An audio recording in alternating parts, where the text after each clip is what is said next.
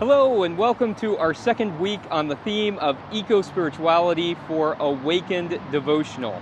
This week's spiritual practice is to get out as you're able and to go for a walk around your neighborhood, or perhaps even getting out of your own comfort zone and going to another neighborhood and noticing what the environment is like around you.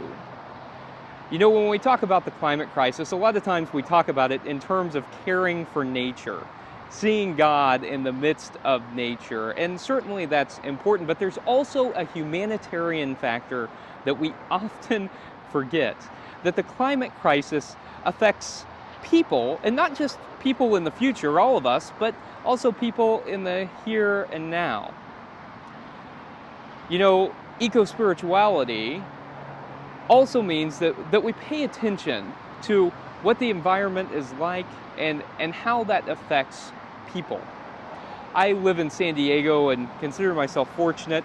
If I walk a couple of blocks from either my home or from my job, I can encounter a farmer's market and plenty of grocery stores. I have access to fresh fruit and vegetables and pretty much anything that I could want, a variety of restaurants as well. And it's easy for me to get food.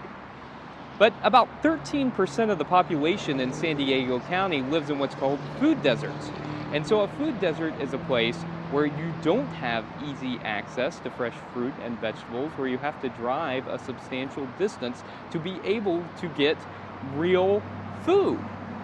It probably isn't too surprising that these 13% of residents in San Diego County who live in food deserts live in the east part of the county where the highest number of indigenous folks live.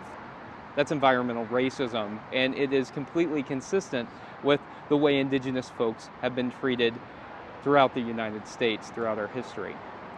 It's also true that if I walk in the other direction from my home that doesn't go to the farmer's market, and I walk a little ways, I come to this overpass where the trolley line goes, and this trolley line intersects with the freeway behind me.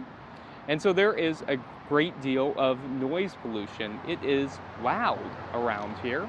And so this part is a less desirable place to be. San Diego County is the 8th largest area in the United States and has the 4th highest homeless population. It's not too surprising that it is in places where the environmental factors create more noise pollution, that this is the type of place where unhoused individuals are.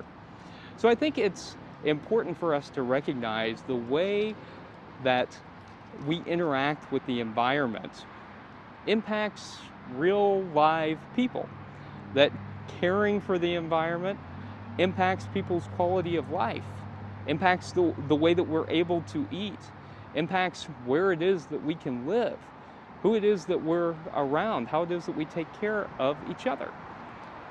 As people of faith, one of our obligations is to ensure that we are seeing each and every person as a child of God with inherent worth and dignity.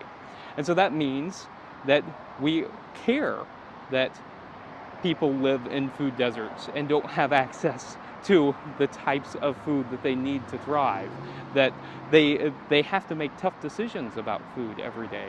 It means that as people of faith, we care that people are living in places with high noise pollution, where it is tough to get a good night's sleep or to even think clearly. So eco-spirituality is about more than just seeing God in the midst of nature.